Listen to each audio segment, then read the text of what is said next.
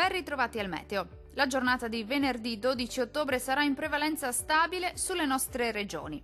Nel dettaglio sul Veneto sin dal mattino sarà bel tempo, tuttavia il cielo si presenterà più nuvoloso nelle prime ore del giorno, poi ampio soleggiamento su tutte le province. Il cielo si presenterà sereno o al massimo con qualche nube sparsa. Non sono attesi fenomeni degni di nota.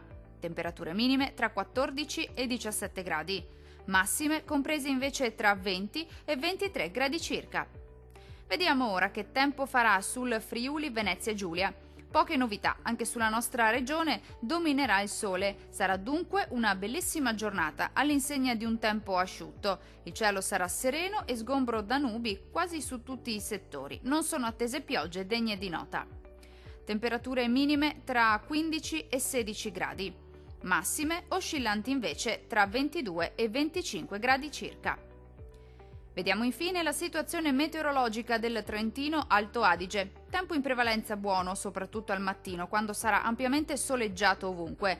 Dal pomeriggio non si esclude qualche occasionale piovasco sui settori settentrionali della nostra regione, ma migliorerà molto presto.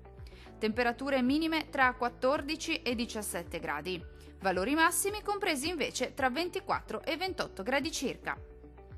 Per ora dal meteo di Antenna 3 è tutto. Arrivederci.